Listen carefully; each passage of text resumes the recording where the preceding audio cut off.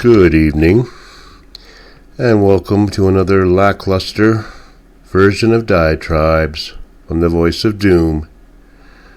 Now here's your laconic and lackadaisical host, Voice of Doom.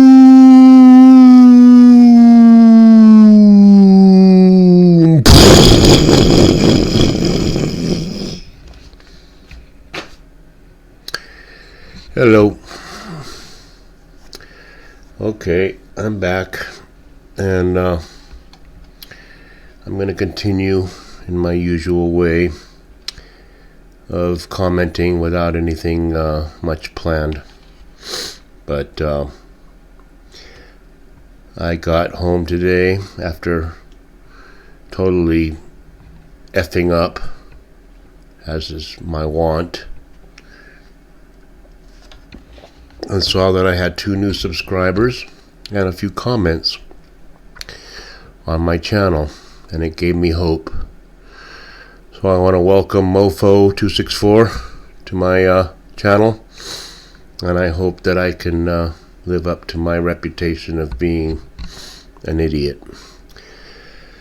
But it made me think that maybe I can continue. I got a 15% increase in subscribers in one day, and if I can do that every day, then I figure by the end of 2023 I should have about 10 million subscribers.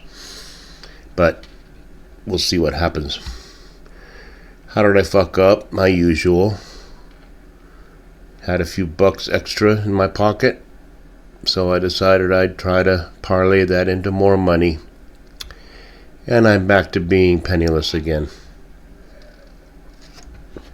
But since money means nothing to me, I just take it in stride. But we all have to do human revolution, and I have my problems.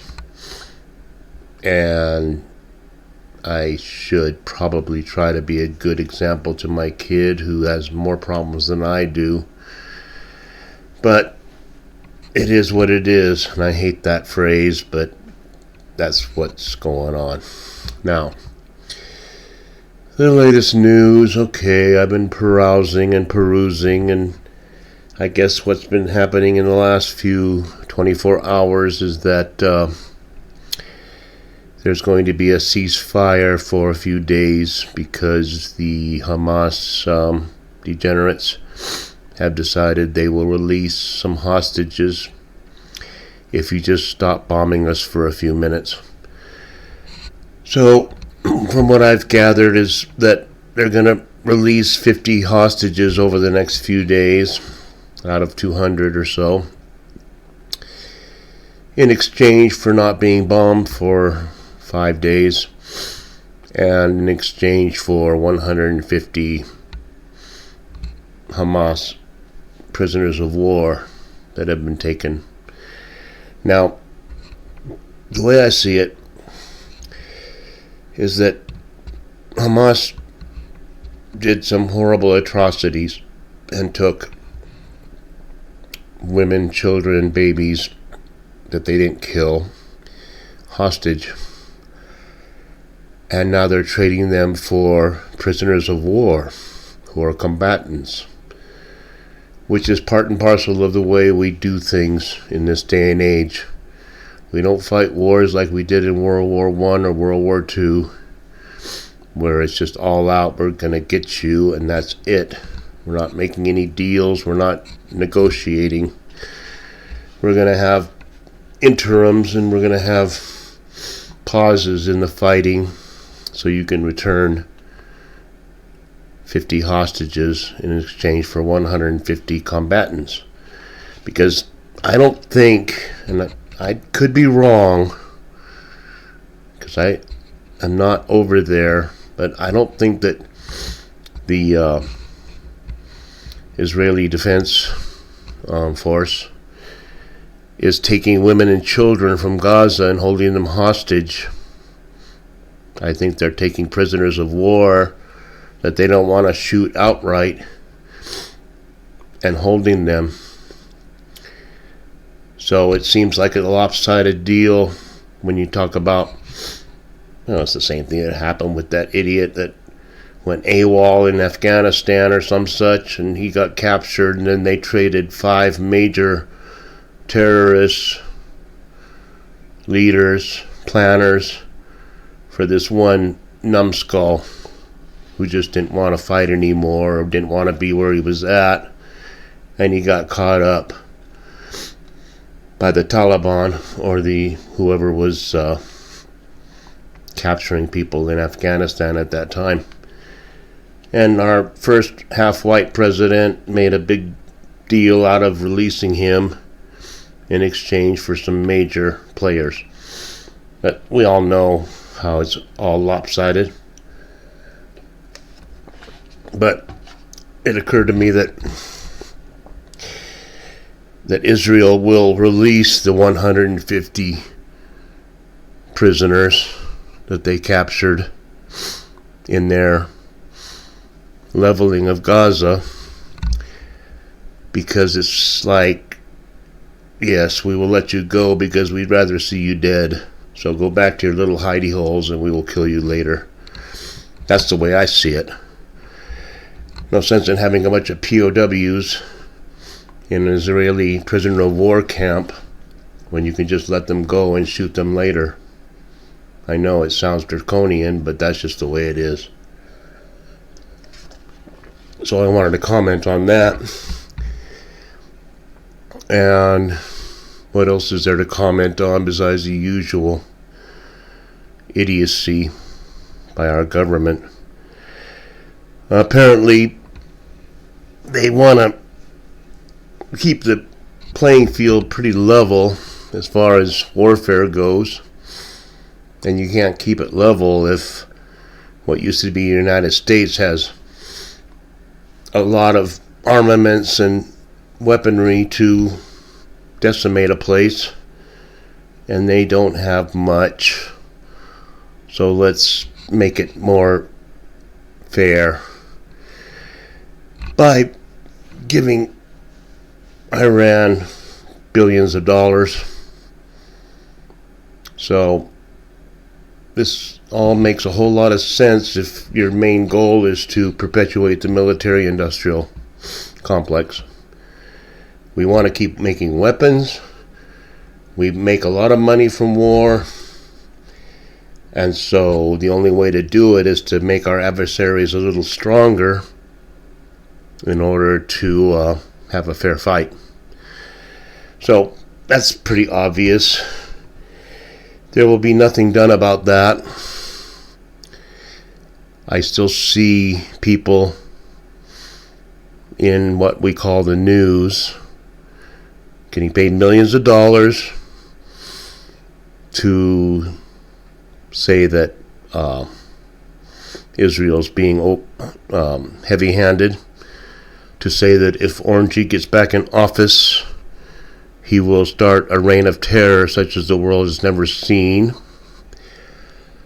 And I see other outlets that are giving voice to people that say unabashedly, without any embarrassment whatsoever, that Petri Dish has done a magnificent job. He's accomplished more in 4 years than every other president combined. So I don't know what they are. Are they human beings, or are they aliens, or are they programmed, or are they robots, or are they artificial intelligence? Well, they couldn't be artificial intelligence because there's nothing intelligent about them. But I see them, and I see the touts on the news not even pushing back on their statements. It's like they just nod their head like, okay, you believe that Petri Dish has done a really great job. He's a magnificent president. He's done everything right, and he should be reelected when he's an enfeebled, demented, senile, corrupt cur that has no business being free. None at all. if he was held to the same standards as the common clay, he would be incarcerated for life, no chance for parole. That would be what would happen, because he's destroyed the planet. So when you say that Petri dish has done a magnificent job, he's been very effective as president of what used to be the United States, I will agree with you. He has been very effective at destroying this planet. He's done more to destroy and kill and maim and cause mayhem, destruction, chaos, catastrophe, cataclysm than any other president in what used to be U.S. history. So I will go along with that. But they seem to think that he's a good person, and I don't. I don't think he's good at all. But nobody's going to do anything about it, obviously. It's not going to happen. He will be impeached somewhere around December of 2024. And it'll be a little late for that. They tried that in the last election when they impeached Orangey for the second time. When he was about to leave office anyway, but let's impeach him one more time anyway because he caused an insurrection, which wasn't an insurrection. We've already talked about that. It was a facade. And it was brought about by the D's, and that's obvious. But nobody's going to do a damn thing about it. They're not going to do anything about anything until the grocery stores are locked up, until the gas stations have no gas. Then they'll do something. It'll be way too late after that. It'll only be walk home from the gas station without any food and hunker down. So I didn't have much to say, but I felt like doing a diatribe because I got 2 new subscribers, and so I'm going to accommodate and try to entertain them with my acerbic wit and leave it there.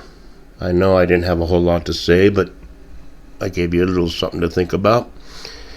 And if we want to keep commenting and subscribing, if I get 15% per day, then I'll have 2 million by the end of 2023. So we'll leave it there. And thanks everybody, and thank you Mofo for joining my tribe. Good night.